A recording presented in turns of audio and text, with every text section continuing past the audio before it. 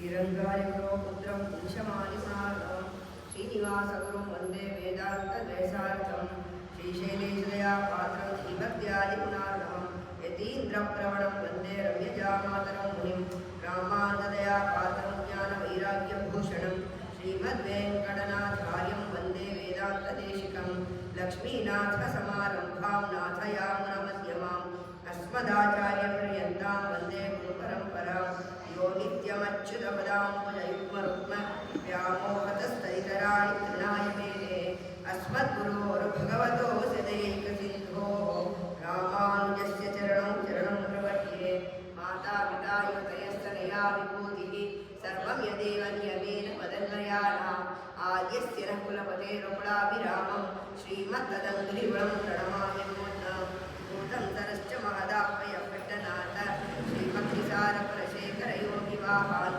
भक्ताङ्घ्रिरेणुपरकालयतीन्द्रमिश्रान् श्रीमत्पराङ्कुशमुनिं प्रणतोऽस्मि नित्यम् वेङ्कटेशसमं स्थानं ब्रह्माण्डे नास्ति किञ्चन वेङ्कटेशसमो देवो न भूतो न भविष्यति ஆலகில்லே நிறைவென்று அலர்மையல்வங்கி புரிமார்பா நிகரில் புகழாய் உலகம் உடையாய் என்னை ஆழ்வானே நிகரில்ல மலர்முனி கணங்கள் விரும்பும் திருவேங்கடத்தானே புகழ் வன்னில்லாடியே முன்னடி கீழ் அமர்ந்து பூந்தேனே ஸ்ரீ விஷ்ணு சித்த குலநந்தன கல்பவல்லி ஸ்ரீரங்கராஜ ஹரிச்சந்தன யோக திருஷ்யாம் சாட்சாத் க்ஷமா கருணையா கமலாமி பான்யாம் गोदामनन्यशरणं शरणमहं प्रपद्ये कर्कटे पूर्ववल्गुण्यां तुलसीकाननोद्भवाम् आण्ड्ये विश्वम्भरा गोदां वन्दे श्रीरङ्गनायकम् नीलातुङ्गस्तनगिरितटी स्तुब्धमुद्बोध्य कृष्णं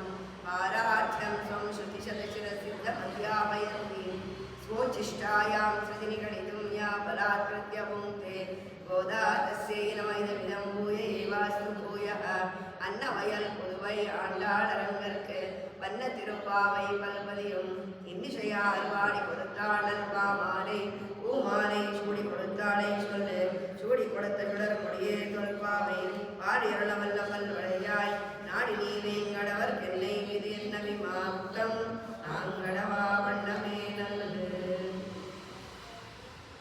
ಇವತ್ತಿನ 4ನೇ ಪುಸ್ತಕ ஆழிமழை கண்ணா ஒன்று நீ கை பெறவேல் ஆழியுள் புக்கு முகந்து கொடாத்தேரி ஊழி முதல்வனுருவம் போல் மெய்கருத்து ஆழி அந்தோளுடை பற்பனாபன் கையில் ஆழி போல் மின்னி வலம் உரி போல் நின்னதிருந்து தாளாதே சார்ந்த முதைத்த சரவணை போல் வாழ உலகினில் பெய்திடாய் நாங்களும் மார்கழி நீராட மகிழ்ந்தேனோர் ಎಂಬಾವಾಯ್.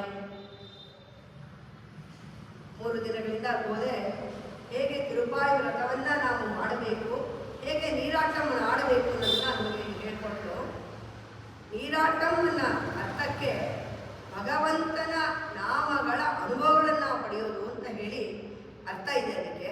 ಆದರೂ ಇಲ್ಲಿ ನೀರಾಟಂ ಅನ್ನೋದು ಸಾಧಾರಣವಾದ ಅರ್ಥಕ್ಕೆ ಈ ಪಾಶುರವನ್ನು ಇಲ್ಲಿ ಕೊಟ್ಟಿದ್ದಾರೆ. ಹೇಗೆ ಅಂದರೆ ನೀರಾಟಂ ಅಂದ್ರೇನು? ನಾವು ನೀರಿನಲ್ಲಿ ಆಡುವುದು ಅಂತ ಸ್ನಾನ ಮಾಡುವುದು. ಆ ನೀರಾಟಮಿಗೆ ನೀರು ಬೇಕು. ಇಷ್ಟೊಂದು ಜನ ಅಲ್ಲ, ಎಷ್ಟು 5,000 ಹೆಂಗಳೆಯರನ್ನ ಹೋಗ್ತಾ ಇದ್ದಾರೆ, 16,000 ಹೆಂಗಳೆಯರಿದ್ದಾರೆ, ಎಷ್ಟೊಂದು ಜನ ಎಲ್ಲ ಹೋಗ್ತಾ ಇದ್ದಾರೆ. ನೀರು ಬೇಕು. ಹಾಗಾಗಿ ನಮಗೆ ನೀರಾಟ ಮಾಡಬೇಕು ಅಂದರೆ ಮೊದಲನೆಯದಾಗಿ ಇಲ್ಲಿ ಗೋದೆ ವರುಣ ದೇವನನ್ನ ಪ್ರಾರ್ಥನೆ ಮಾಡ್ತಾ ಇದ್ದಾರೆ.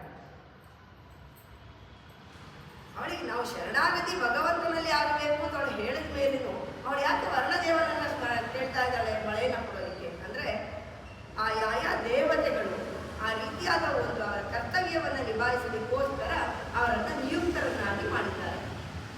ಎಷ್ಟೇ ಅವರು ಭಗವಂತನಿಂದ ನಿಯುಕ್ತರಾಗಿದ್ದರೂ ಅವರನ್ನು ನಾವು ಕೇಳಬೇಕು. ಹೇಗೆ ಒಂದು ಆಫೀಸಲ್ಲಿ ಬಾಸ್ ಇರ್ತಾರೆ, ನಾವು ನೇರ ನಮಗೆ ಬಾಸ್ ಎಷ್ಟೇ ನಮಗೆ ಪರಿಚಯರಾಗಿದ್ರು ಅವ್ರ ಹತ್ರ ಹೋಗಬೇಕು ಅಂದರೆ ಅವರ ಹಿಂದೆ ಇರುವಂಥ ಮ್ಯಾನೇಜರ್ನ ಯಾರು ಒಂದು ಸಾರಿ ನಾವು ಕೇಳ್ಕೊಂಡು ಹೋಗಬೇಕು. ಆ ರೀತಿಯಾದ ಒಂದು ಭಾವನೆಯನ್ನು ಕೂಡ ಇಲ್ಲಿ ಯಾರಿಗೆ ಸಂಬಂಧಪಟ್ಟಿರ್ತಾರೆ ಅವರಿಗೂ ನಾವು ಹೇಗೆ ಗೌರವವನ್ನು ಸಲ್ಲಿಸಬೇಕು ಅನ್ನೋದನ್ನ ಈ ಗೋದೆ ತೋರಿಸ್ಕೊಟ್ಟಿದ್ದಾಳೆ. ಆದರೆ ವರುಣ ದೇವನನ್ನು ಹೇಗೆ ಕರೀತಾ ಇದ್ದಾಳೆ? ಪರ್ಜನ್ಯ ದೇವತೆ ವರುಣ ದೇವತೆ, ಮಳೆಯನ್ನು ತರಿಸುವಂಥ ದೇವತೆ. ಅವನನ್ನು ಕೇಳ್ತಾ ಇದ್ದಾಳೆ, ಆಳಿ ಮಳೆ ಕಣ್ಣ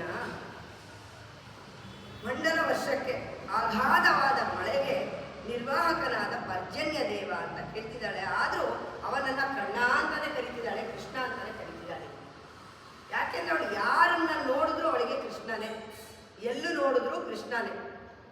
ಹೇಗೆ ನಮ್ಮ ಮಾರು ಹೇಳಿದ್ರು, ಅನ್ನಂ ಬೆರುವ ನೀರಂ ಎತ್ತಲೈ ಎಲ್ಲ ಕಣ್ಣನ್ನ, ನಮಗೆ ಸಮಸ್ತವೂ ಕಣ್ಣ, ಸಮಸ್ತವೂ ಭಗವಂತ ಶ್ರೀಮನ್ನಾರಾಯಣ. ಅದೇ ರೀತಿಯಾಗಿ ಇಲ್ಲಿ ಅವನನ್ನೂ ಕೂಡ ಕಣ್ಣ ಅಂದರೆ ಸಂಬೋಧನೆ ಮಾಡ್ತಾ ಇದ್ದಾರೆ.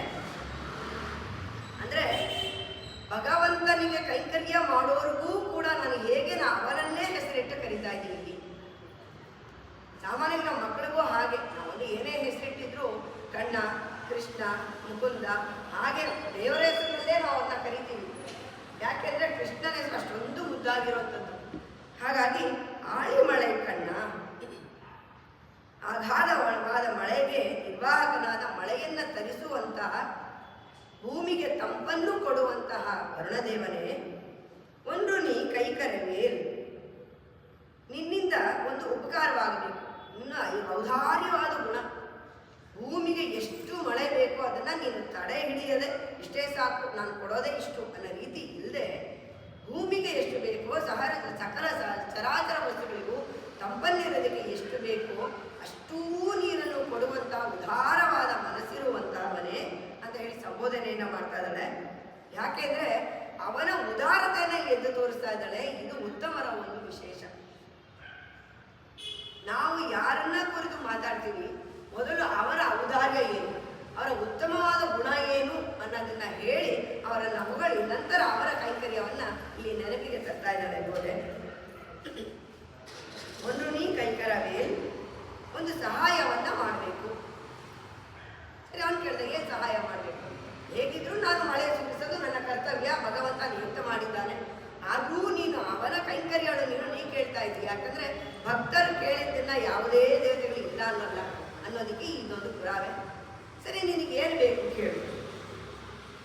ಕೇಳ್ತಾಳವಳು, ಆಳಿ ಉಳ್ಬುಕ್ ಮೋಂದ್ ಕೊಡಾತೇರಿ. ಆಳಿ ಅಂದರೆ ಸಮುದ್ರ. ಸಮುದ್ರದ ಒಳಗಡೆ ಹೋಗಿ, ನೀವು ಬೇರೆ ಭಾಗದಲ್ಲಿ ಒಂದು ಸ್ವಲ್ಪ ನೀರು ತಗೊಂಡು ಹೋಗೋದಲ್ಲ. ಯಾಕೆ ನಾವು ಇಷ್ಟೊಂದು ಜನ ಇದ್ದೀವಿ. ಹಾಗಾಗಿ ಸಮುದ್ರದ ಒಳಗಡೆ ಹೋಗಿ ಮುಹಂದ್ ಅಂತ ಅಂದರೆ ನಾವು ಈ ಬಿಂದಿಗೆಯಲ್ಲಿ ತುಂಬಿಕೊಂಡು ಅಂತ ಅಂತೀವಲ್ಲ, ಆ ರೀತಿಯಾಗಿ ಸಮುದ್ರದ ಒಳಗಡೆ ಹೋಗಿ ಸಮುದ್ರದ ಒಳಗಡೆ ಭಾಗವನ್ನು ಪ್ರವೇಶಿಸಿ ನೀರನ್ನು ತುಂಬಿಕೊಂಡು ಆಳಿಯುಳ್ ಬುಕ್ ಮುಹಂದ್ ಕೊಡಾತೇರಿ, ಗರ್ಜಿಸುತ್ತಾ ನೀನು ಆಕಾಶಕ್ಕೆ ಹೋಗಬೇಕು. ಗರ್ಜಿಸುತ್ತಾ ಯಾಕೆ ಹೋಗಬೇಕು ಅಂದರೆ ಆ ರೀತಿಯಾದ ಒಂದು ಫೋರ್ಸ್, ಹೇಗೆ ಅವನು ನೆಗಿಬೇಕು